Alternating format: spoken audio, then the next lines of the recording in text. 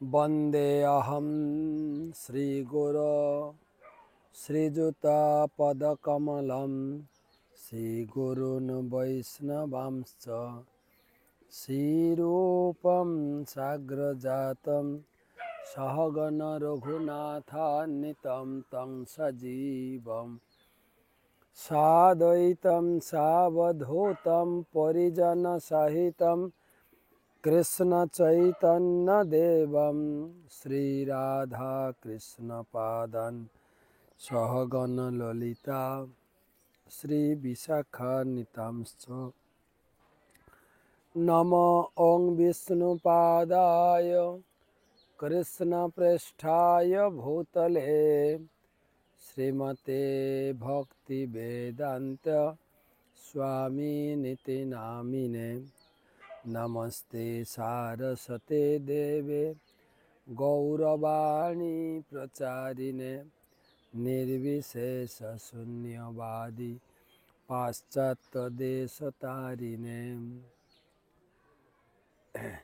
श्रीराधया महिमा कीदृशवानैव साधो जनाद्भुतमधुरिमा कीदृशवमोदीय सौखाञ्जस्य मदनुभवत कीदृशं वेति लोभा तद्भावाढ्य समजनि शचिगर्भसिन्धु हरिन्दु जय श्री कृष्ण चैतन्य प्रभु नित्यानंद श्री अद्वैत गदाधर श्रीवासादि श्री गौर भक्तबिंद हरे कृष्णा कृष्णा कृष्णा हरे हरे हरे राम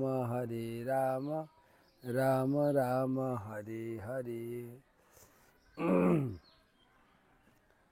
তো আজকে আমরা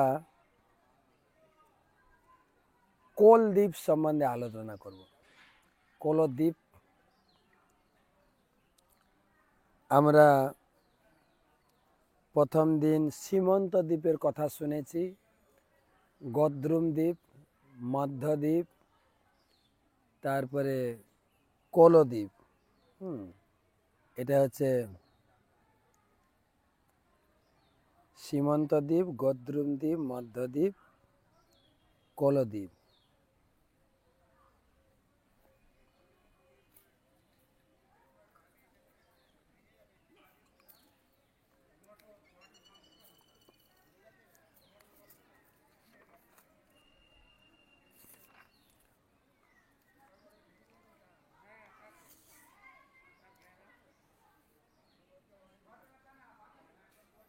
চতুর্থ দ্বীপ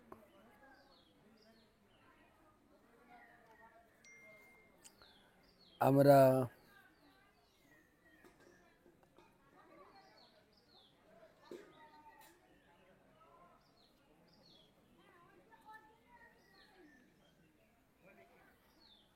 চতুর্থ দ্বীপ। আর এই দ্বীপে নবদা ভক্তির যে পাদ সেবনম, শ্রবণম কীর্তনম স্মরণম পাদ সেবনম, শ্রবণম কীর্তনম বিষ্ণু স্মরণম পাদ সেবনম অর্চনং বন্দনম দাস্যম সক্ষম আত্মনিবেদনম। প্রহ্লাদ মহারাজ বলেছেন, ইতি পুংসার পিতা বিষ্ণু ভক্তি চেত নবলক্ষণা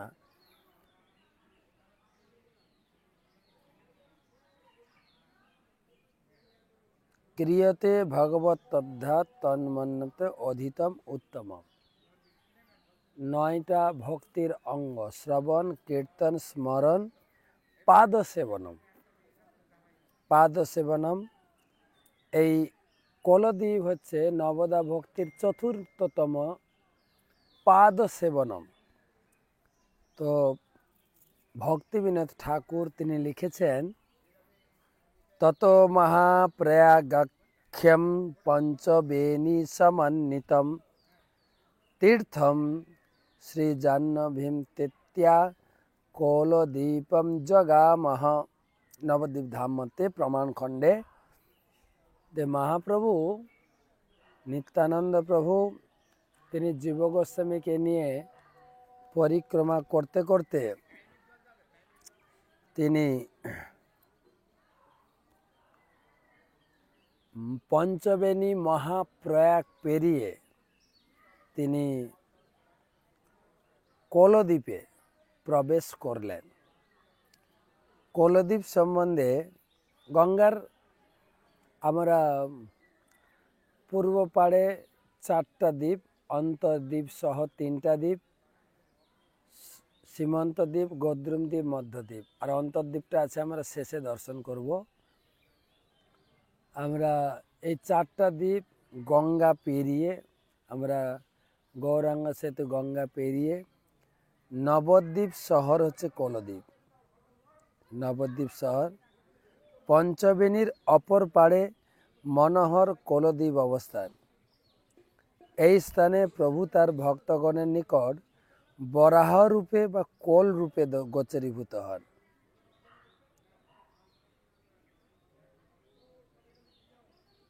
এই কলদ্বীপ কুলিয়া পাহাড় নামে প্রসিদ্ধ, যা হচ্ছে বৃন্দাবনের গিরি গোবর্ধনের অভিন্ন স্থান। নিত্যানন্দ প্রভু, জীব গোস্বামী এবং অন্যান্য ভক্তদের এই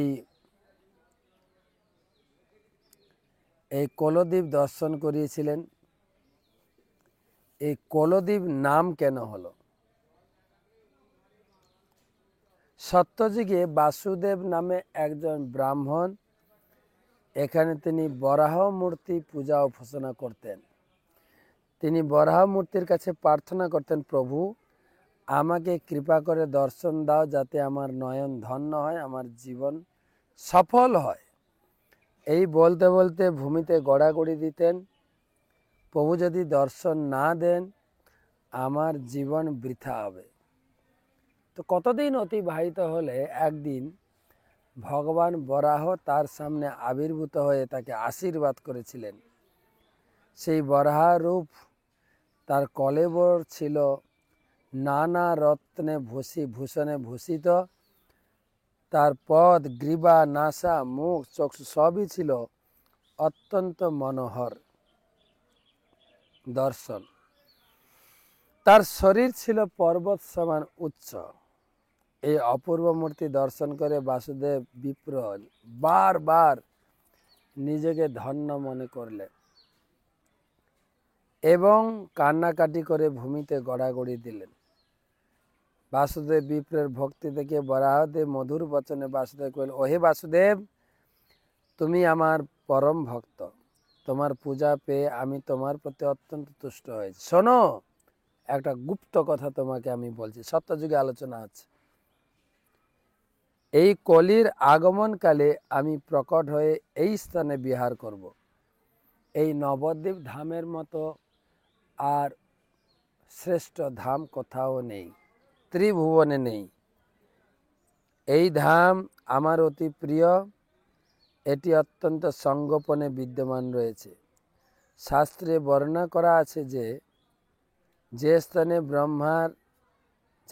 আমি ব্রহ্মার যজ্ঞে প্রকাশিত হয়ে হিরণ্যাক্ষকে দন্তে বিদীর্ণ করে আমি তাকে হত্যা করেছিলাম, সেই পুণ্যভূমি এই স্থানে রয়েছে, যেখানে তোমাকে এখন আমি দর্শন দিলাম। এই নবদ্বীপ তীর্থ সর্বতীর্থরাজ। নবদ্বীপে যে বাস করে সমস্ত তীর্থের ফল লাভ করে। তুমি নবদ্বীপে আমার সেবা করছো, তুমি ধন্য। মহাপ্রভুর প্রকটকালে তুমিও জন্মগ্রহণ করবে। অনায়াসে তুমি সেই মহাসংকীর্তন লীলা দর্শন করবে, অপূর্ব গৌরাঙ্গ রূপের দর্শন লাভ করবে। এই কথা বলে শ্রী বরাহদেব অন্তর্ধান হলেন। এই দৈববাণী শ্রবণ করে বাসুদেব বিপ্র বিষয়টি বুঝতে চেষ্টা করলেন। পরম পণ্ডিত বাসুদেব মহাশয় সর্বশাস্ত্রে বিচার করে মনে মনে নিশ্চিন্তে উপনীত হলেন।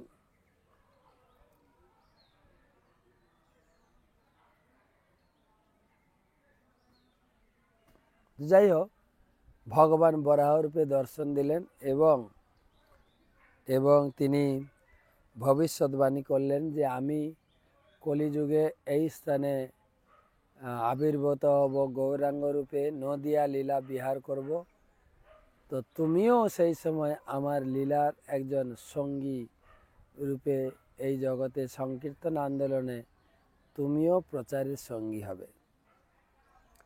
তো এই বরাহদেবের এক নাম হচ্ছে কোল, বরাহকে কোল অবতার বলা হয়, সেই জন্য এই দ্বীপের নাম কোল দ্বীপ। এবং মহাপ্রভুও ভক্তদের সামনে তিনি একবার এই স্থানে বরাহ রূপে দর্শন দিয়েছিলেন, সেই জন্য এই দ্বীপের নাম কোল দ্বীপ। কোল দ্বীপে কি কি দর্শন করবেন? প্রথমে এটাকে বলা হয় অভিন্ন গোবর্ধন, কুলিয়ার পাট, গোবর্ধন। আচ্ছা, আর দ্বিতীয়ত হচ্ছে আমার গুরুদেব প্রায় বলেন এটা হচ্ছে অপরাধ ভঞ্জনের পাঠ। দেবানন্দ পণ্ডিত, তারপরে শিবাস পণ্ডিত, হ্যাঁ না শিবাস পণ্ডিত, চাপাল গোপাল শিবাস ঠাকুরের চরণে অপরাধ করেছিলেন। দেবানন্দ পণ্ডিত তো সমস্ত অপরাধ থেকে এই স্থানে মুক্ত হয়েছিলেন। গুরুদেব বলেন যে যারা মায়াপুর দর্শনে আসবেন অবশ্যই নবদ্বীপ ধামে যাবেন, যে যত অপরাধ আছে সেই অপরাধ থেকে মুক্ত হওয়ার স্থান এই স্থান হচ্ছে অপরাধ ভঞ্জনের পাঠ। তো প্রথম কি দর্শন করবেন? প্রথম দর্শন হবে এই স্থানে পৌড় মায়া মন্দির বা বৃদ্ধ শিব বা ক্ষেত্রপাল শিব। সীমন্ত দ্বীপে যে কাহিনী আমরা বলেছিলাম যে পার্বতী তিনি এসেছেন, তিনি এসে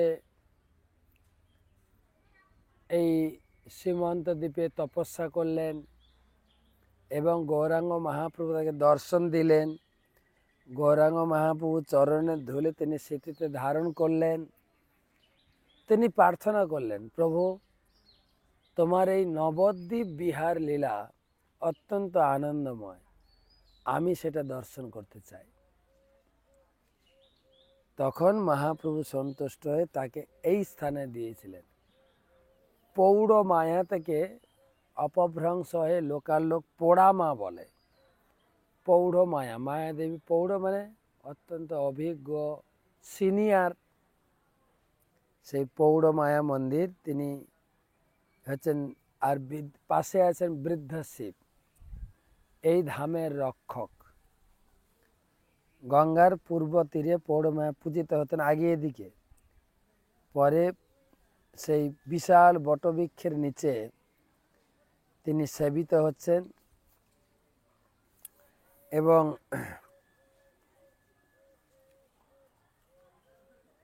যারা নবদ্বীপে যাবেন সেই পৌড় মায়া, পার্বতী মন্দির এবং বৃদ্ধ শিব ক্ষেত্রপাল শিব দর্শন করবেন।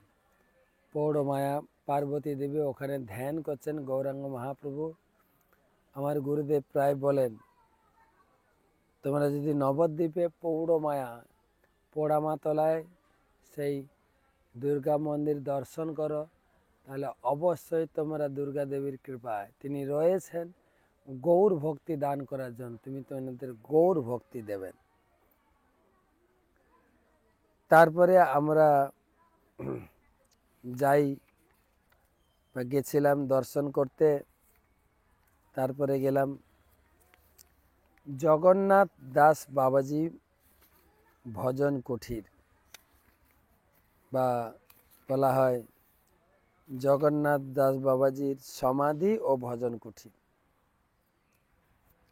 জগন্নাথ দাস বাবাজি কিন্তু তিনি বাংলার ব্যক্তি ছিলেন এবং তিনি বৃন্দাবনে সূর্যকুণ্ডে ভজন করতেন এবং তিনি ছিলেন বিরক্ত এবং বাবাজি বৈষ্ণব সার্বভৌম শ্রী জগন্নাথ দাস বাবাজি মহারাজ অনেক উচ্চ স্তরে ভক্ত ছিলেন। বৃন্দাবনে ভজন করতে করতে হঠাৎ তার মধ্যে একটা ভাবান্তর এলো। হঠাৎ করে বলছেন, আমি এই বৃন্দাবনে থাকবো না,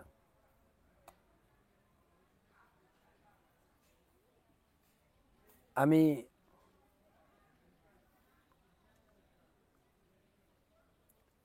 এই বৃন্দাবনে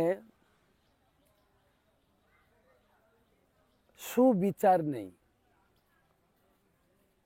দেখুন আমাদের কানাই ছোটবেলায় দুষ্টুমির ছলে একটু না হয় মাখনের হাঁড়ি ভেঙে ফেলেছিল। তা বলে দেখো মা যশোদা কিভাবে তাকে শাস্তি দিয়েছে, দড়ি দিয়ে বেঁধে রেখেছে, কত প্রকারের ভৎসনা করেছে, কান ধরে উঠবোস করিয়েছেন।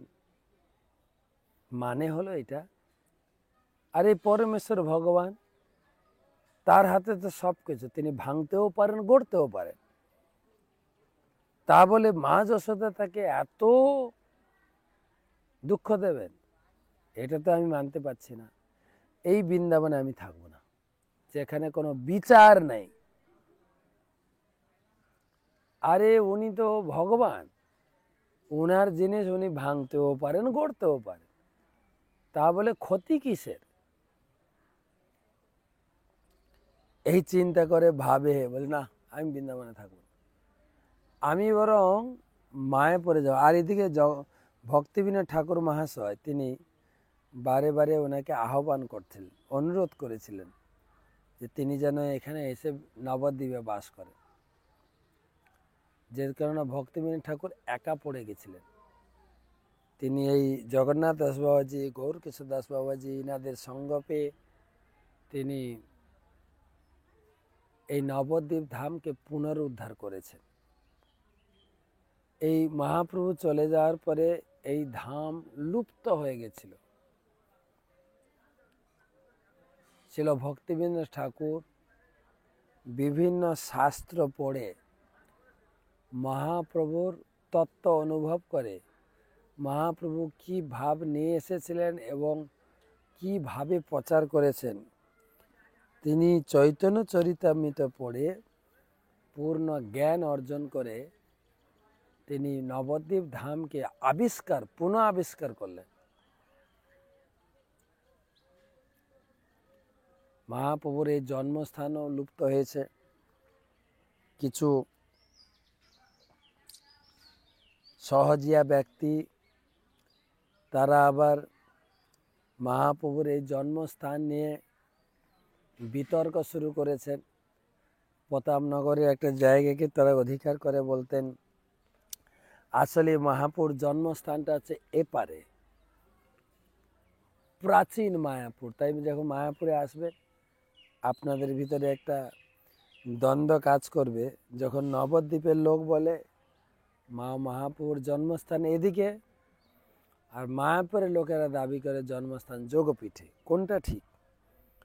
ভক্তিবিনোদ ঠাকুর তিনি চৈতন্য চরিতামৃত পড়ে, অন্যান্য গ্রন্থ পড়ে তিনি পরিষ্কারভাবে সিদ্ধান্ত দিয়ে গেলেন নবদ্বীপের মধ্যে মায়াপুর নামে এক গ্রাম, যথায় জন্মিলেন চৈতন্য ভগবান। চৈতন্য মহাপ্রভুর জন্মস্থান মায়াপুরে, নবদ্বীপের মায়াপুরে। তো ভক্তিবিনোদ ঠাকুর শাস্ত্র মন্থন করে একদিন তিনি তার বসত বাটি থেকে মধ্যরাত্রে জানলা দিয়ে বা বারান্দা থেকে দেখলেন যে ওই দেখা যায় এক জ্যোতির্ময় মন্দির। তিনি তার সুযোগ্য পুত্র বিমলা প্রসাদ ভক্তি সিদ্ধান্ত সরস্বতী ঠাকুরকে জিজ্ঞাসা করল, তুমি কিছু দেখতে পাচ্ছ? বলছে আমিও দেখতে পাচ্ছি। তারপরে তিনি পাঠালেন, তিনি তার একজন ব্যক্তিগত একজন পিয়ন ছিল কেরানিক, তাকে জিজ্ঞাসা করলেন তুমি কিছু দেখতে পাচ্ছ? বলছে আমি কিছু দেখতে পাইনি। তিনি কিছু দেখতে পাননি। তো সেই মন্দির দর্শন করে সকালবেলা তিনি বেরিয়েছেন, সঙ্গে জগন্নাথ দাস বাবাজিকে নিয়ে গেছেন। জগন্নাথ দাস বাবাজি চলতে পারতেন না, 125 বছর বয়স হয়ে গেছিল, ভ্রুগুলো নেমে গেছে এরকম, কাউকে দেখতে গেলে হাতে ভ্রুকে তুলে দেখতে লাগত। কুঁজো হয়ে তাকে ঝুড়িতে করে নিয়ে গেছেন, ভক্তিবিনোদ ঠাকুর একজন বাহককে দিয়ে ঝুড়ি করে নিয়ে গেছেন মহাপ্রভুর জন্মস্থান আবিষ্কার করার জন্য। তো যে জায়গায় দেখেছিলেন মন্দির, ওই জায়গাকে নির্দেশ করে ওই জায়গায় পৌঁছেছেন। জায়গাটা ছিল কোন এক স্থানীয় মুসলিমের অধিকারে। তখন মায়াপুর লুপ্ত হয়ে নাম হয়েছিল মিয়াপুর। তো ওখানে পৌঁছে প্রথমে যে জায়গার মালিক একজন মুসলিম, তাকে জিজ্ঞাসা করলেন যে এই জায়গাটা আপনারা কিছু চাষাবাদ করছেন না? বলছে না। বলে আমরা যা লাগাই, ধান, গম, সবজি, শাক, শুধু তুলসী গাছ হয়, শুধু তুলসী, তাই এই জায়গাটা এমনি পড়ে আছে। আর সেই জায়গায় যখন ঝুড়িতে করে জগন্নাথ দাস বাবাজি সেই জায়গার কাছে পৌঁছালেন, যে বয়ে নিয়ে যাচ্ছেন তার পা যখন সেই জায়গায় পৌঁছেছে, জগন্নাথ দাস বাবাজি ঝুড়ি থেকে লাফ দিয়ে 15 ফুট লাফ দিয়ে পড়ে নেমে দাঁড়িয়েছেন। আরে এই জায়গায় চৈতন্য মহাপ্রভুর জন্মস্থান, এই জায়গায়, এই জায়গায়, এই জায়গায়। সেই ছিল জগন্নাথ বাবাজি। তার সেখানে ভজন কুটির ছিল, নবদ্বীপের শহরে ভজন কুটির বলুন, সমাধি বলুন। তিনি একদিন ভজন করছেন, হরিনাম জপ করছেন। জপ করতে করতে হঠাৎ জপ করতে করতে হরে কৃষ্ণ কৃষ্ণ কৃষ্ণ হরে হরে, হরে রাম রাম রাম হরে হরে, হরে কৃষ্ণ কৃষ্ণ কৃষ্ণ হরে হরে, হরে রাম রাম রাম হরে। জপ করতে করতে বলা শুরু, hot hot hot hot hot hot hot hot. তো পাশে ওনার সেবক ছিলেন, গুরুদেব কি বলছেন হেট হেট হেট? আরে তুমি বুঝলে না, বৃন্দাবনের বৃন্দা দেবীর বাগানে ছাগল ঢুকে গেছে, সব গাছগুলো খেয়ে ফেলবে না? তিনি তাড়িয়ে দিয়েছেন। সে সিদ্ধ জগন্নাথ বাবাজি, তিনি সিদ্ধ পুরুষ ছিলেন, নবদ্বীপে বসে ভজন করছেন, কিন্তু বৃন্দাবনে ছাগল তাড়িয়েছে। এরকম ব্যক্তি ছিলেন জগন্নাথ দাস বাবাজি মহারাজ। হ্যাঁ, তো তিনি এই নবদ্বীপে ভজন, সেইখানে আমরা ভক্তরা যাই, দর্শন করি, প্রণাম করি, আশীর্বাদ নিই। ওখানে জগন্নাথ দাস বাবাজির অনেক কথা ওখানে আলোচনা হয়। তারপরে আমরা যাই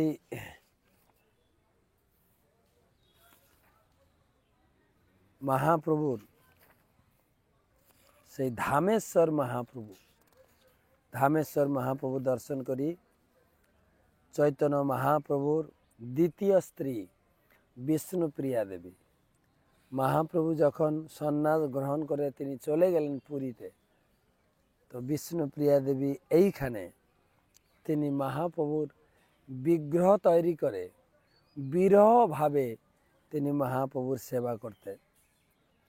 বিষ্ণুপ্রিয়া দেবীর যে বিরহভাবে বৈরাগ্য বদনে মহাপ্রভুর তিনি ভজনা করেছেন, অত্যন্ত দৃষ্টান্তমূলক। তিনি হরিনাম করতেন, একবার হরিনাম হলে একটা চাল তুলে রাখতেন। এইভাবে সারাদিন যতটা হরিনাম করতেন সেই চাল সংগ্রহ করে তিনি আগুনে সিদ্ধ করে ভাত করে মহাপ্রভুকে ভোগ দিয়ে তবে খেতেন। এই ছিল তার বৈরাগ্য। মহাপ্রভু যখন সন্ন্যাস গ্রহণ করে পুরী চলে যান, তখন বিষ্ণুপ্রিয়া দেবীর বয়স ছিল 16 বছর।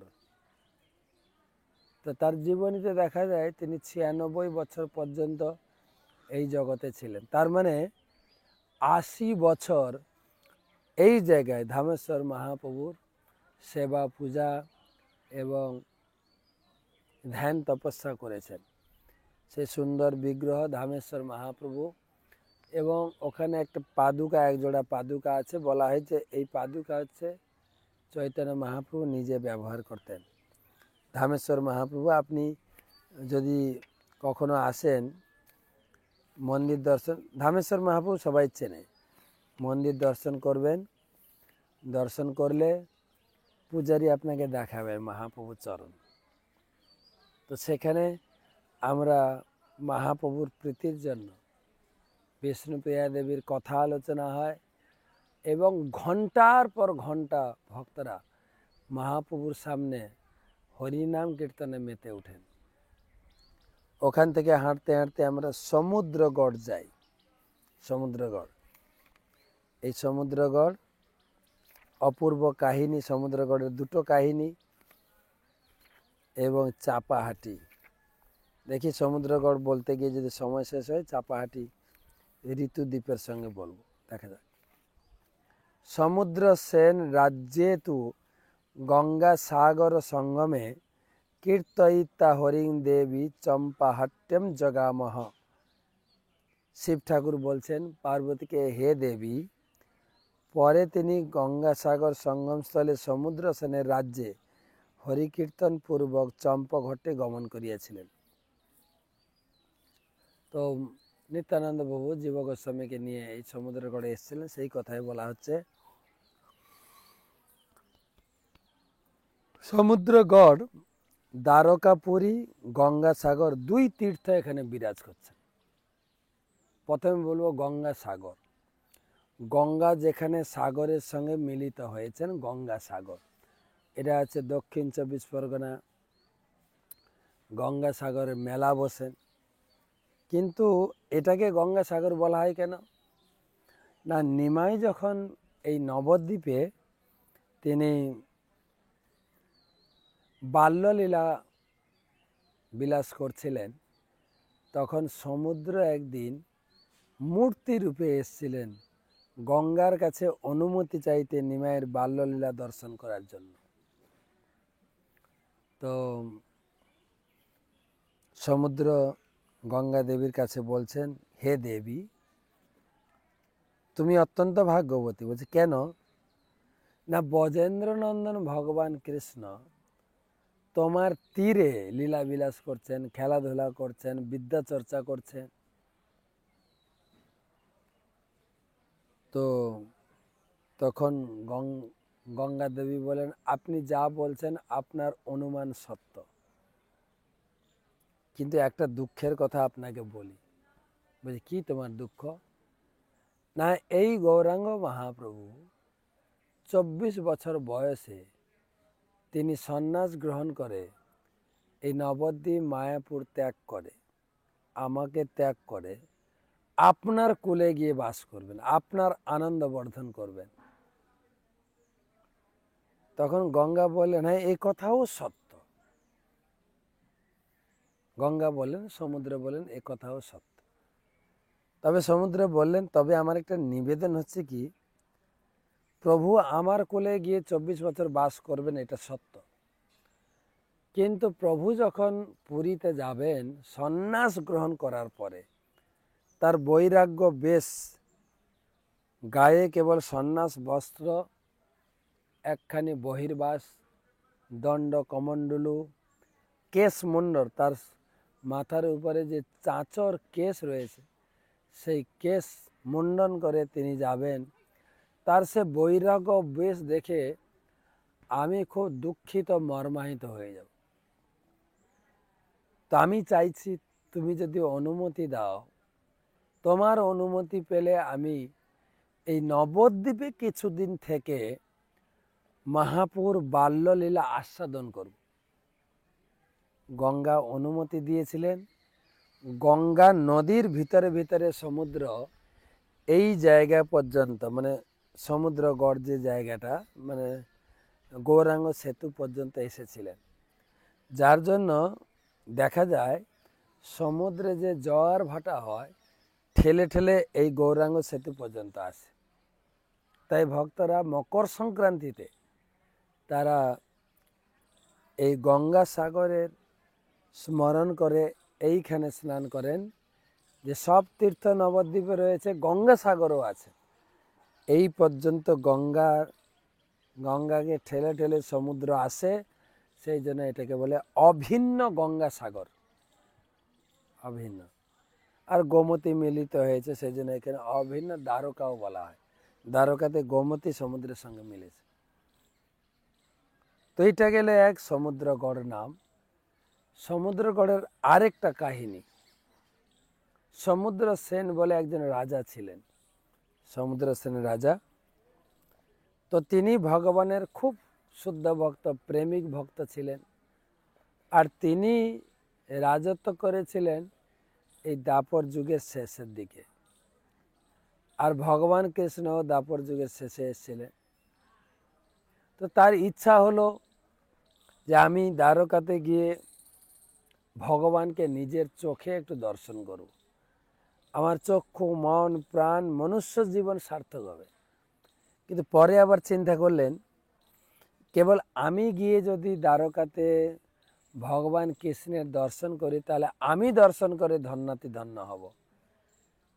কিন্তু তার থেকে ভালো হয় এমন কি যোজনা করা যায় যেখানে ভগবান কৃষ্ণ সাক্ষাৎ আমার রাজ্যে আসবে সবাইকে দর্শন দিতে। এই বলতে বলতে তার বাসনা অনুযায়ী তিনি খবর পেলেন যে যুধিষ্ঠির মহারাজ এক রাস্য যজ্ঞের আয়োজন করছেন, যে যজ্ঞের জন্য প্রচুর পরিমাণে ধনরাশির প্রয়োজন। তার 4 ভাইকে ভারতের 4 দিকে পাঠিয়েছেন সমস্ত রাজার কাছ থেকে কর আদায় করার জন্য। আর যজ্ঞের অশ্ব ছাড়া হয়েছে। তবে এই ভারতে দিল্লিতে অশ্বমেধ যজ্ঞ, দিল্লি থেকে অর্ডার হয়েছে ভারতের 4 দিকে আমার 4 ভাইকে পাঠাবো। তো এদিকে ভীম আসছিলেন। ভীম যজ্ঞাস্ত্র নিয়ে এসছেন এবং যজ্ঞাস্ত্রের গলায় কি বলে মাথার উপরে একটা নোট দেওয়া হয়েছে, এ হচ্ছে যুধিষ্ঠির মহারাজের যজ্ঞাস্ত্র। তো যুধিষ্ঠির মহারাজের রাষ্ট্র যজ্ঞের জন্য আপনি কর প্রদান করুন, আপনি যুধিষ্ঠির মহারাজের বশ্যতা স্বীকার করে কর প্রদান করুন, আর না হলে যুধিষ্ঠির মহারাজের দূত হিসাবে আমি ভীম রয়েছি, আমার সঙ্গে যুদ্ধ করুন। এই সমুদ্রের সেন রাজা এটাকেই হাতিয়ার হিসাবে গ্রহণ করলেন, এইটা দিয়ে আমি কাজ সারব।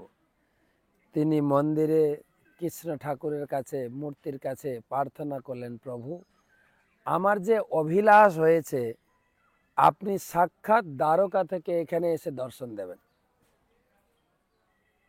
প্রভু আমার রাজ্যে ভীম এসেছেন অশ্বমেধ যজ্ঞের কর আদায় করতে, আপনি আমাকে শক্তি দিন, বুদ্ধি দিন, সামর্থ্য দিন, আমি ভীমকে পরাস্ত করব। আর ভীম হচ্ছে পঞ্চপাণ্ডবের দ্বিতীয় পাণ্ডব। আর প্রভু আপনি হচ্ছেন পাণ্ডব প্রাণ, পাণ্ডবদের প্রাণ। তো ভীম যদি যুদ্ধে পরাস্ত হয় আমার কাছে, তখন আপনাকে ডাকবেন আর আপনি চলে আসবেন।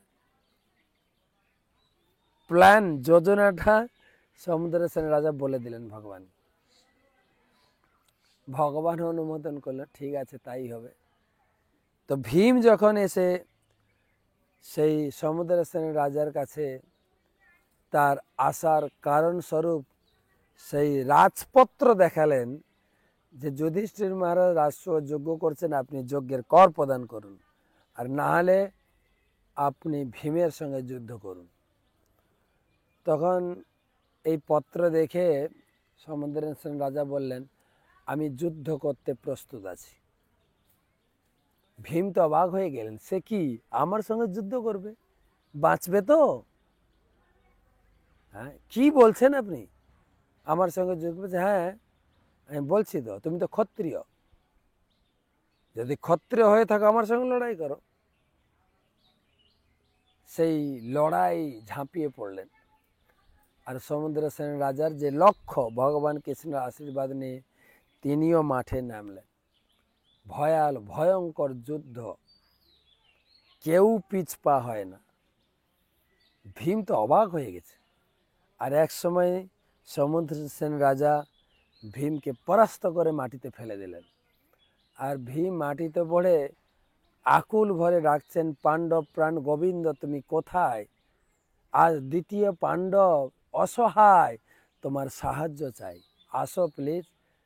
পাণ্ডব বংশের মুখ রক্ষা করতে, পাণ্ডবদের যশের হানি যেখানে হচ্ছে তার সম্মান রক্ষা করতে তুমি এসে দ্বিতীয় পাণ্ডব ভীমকে সাহায্য করো। আকুল ভরে ডাকছেন। আর ভগবান এসে গেছেন। সাক্ষাৎ ভগবান এই সমুদ্রসেনের রাজার সেই যুদ্ধ ভূমিতে এসে দাঁড়িয়ে গেছেন। ভীম দেখতে পাননি। সমুদ্রসেনের রাজা ভগবানকে দর্শন করছেন। যেরকমটি তিনি শাস্ত্রে পড়েছিলেন সেই রূপে দর্শন করে অভিভূত হয়ে গেলেন। প্রভু অহো ভাগ্য, তুমি যে দীননাথ, দীননাথ হে কৃষ্ণ করুণা সিন্ধু দীননাথ জগৎপতি গোপেশ গোপিকা কান্ত রাধাকান্ত নয়। দীননাথ ভক্ত বৎসল ভগবান শ্রীহরি তোমার ভক্তকে করুণা করার জন্য তোমার এখানে প্রকাশ অতীব তাৎপর্যপূর্ণ। সমুদ্রেশ্বরের রাজা অস্ত্র শস্ত্র ছেড়ে দিয়ে ভগবানের গুণকীর্তন চালু করেছে।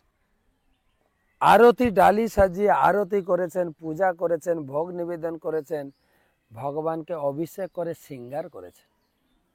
দিয়ে বলছেন প্রভু, এবং তিনি প্রার্থনা করছেন, আরে জগৎবাসী কে কোথায় আছো, আসো আসো আসো, আমার রাজ্যে আমার আরাধ্য দেবতা ভগবান কৃষ্ণের উপস্থিতি, আসো আসো, তোমরা ভাগ্যবান ভাগ্যবতী, চোখ মেলে একবার কৃষ্ণকে দর্শন করো।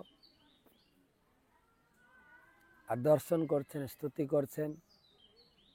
সমুদ্রের রাজা বলছেন প্রভু কি ভাগ্য আমার। স্তুতি করতে করতে করতে করতে ভগবান অন্তর্ধান হয়ে গেল।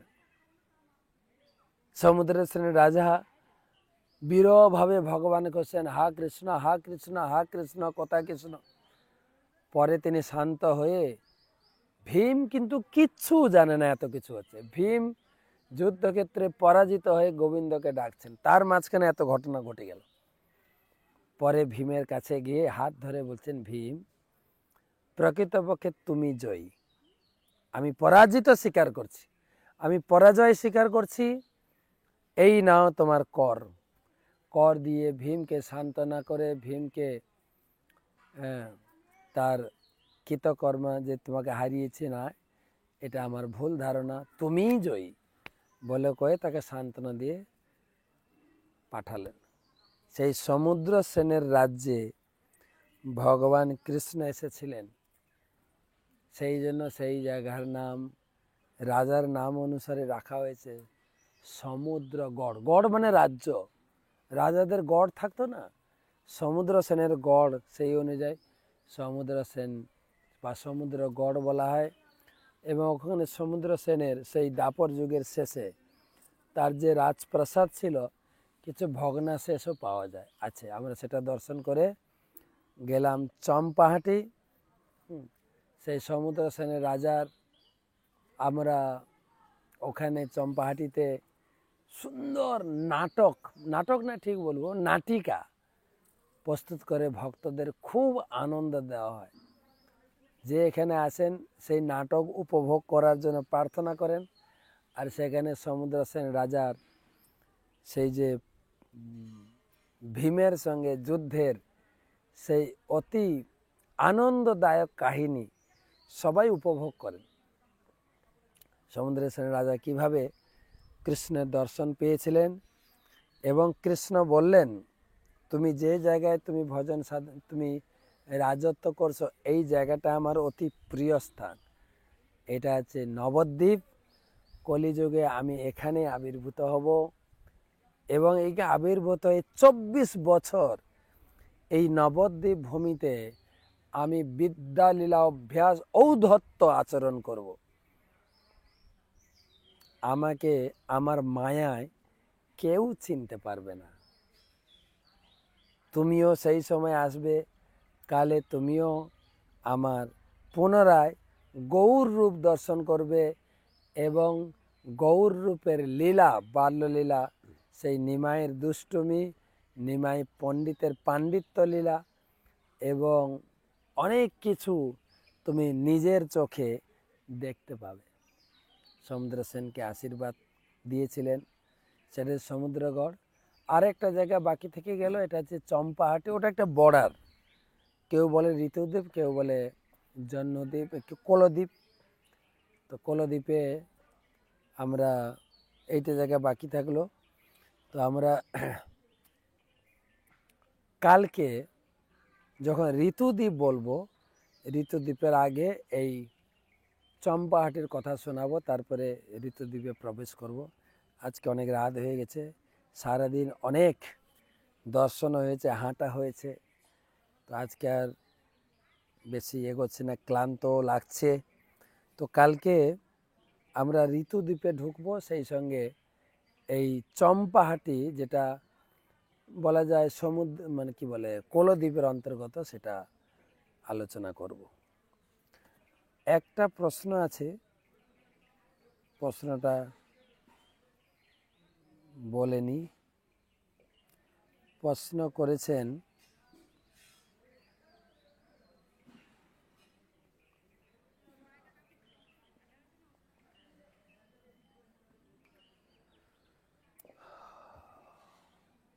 সারণ চন্দ্র, বাংলাদেশের কোথায় আমি জানি না।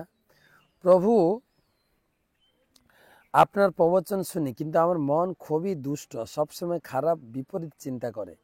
আমি জানি এটা ঠিক না, একটা ছেলে মেয়ে একসাথে চলা ঠিক না, কিন্তু আমার মন বলে এটা ঠিক, আর সবসময় দুষ্ট চিন্তা নিয়ে থাকে, আর ভগবানের দিব্য নাম মনে রাখতে পারছি না। আমি কি করব প্রভু? কৃপা করে একটু বলবেন প্রভু, আমাকে পথ দেখান। মহাপ্রভু তিনি দিয়েছেন, বলো কৃষ্ণ, ভজ কৃষ্ণ, করো কৃষ্ণ শিক্ষা। মহাপ্রভুর চরণে আশ্রয় গ্রহণ করুন।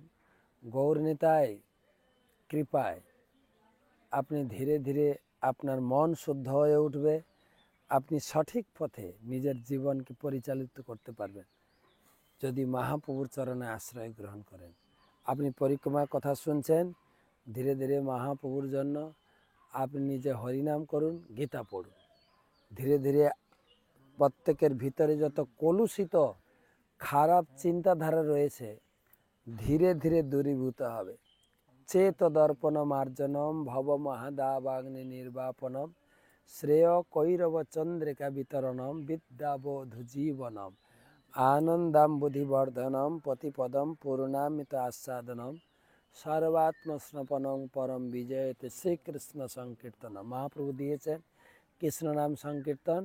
ধীরে ধীরে হৃদয়ের যত কুবাসনা, কুচিন্তা, এসব দূরীভূত হয়ে শুদ্ধ ভগবানের ভক্ত হয়ে উঠবেন। কেবল মহাপ্রভুর আশ্রয়, পতিত পাবন মহাপ্রভুর যদি আশ্রয় নিই, আমাদের মতো পতিতকে তিনি উদ্ধার করবেন। ধন্যবাদ। নবদ্বীপ পরিক্রমা কি জয়। গৌরাঙ্গ।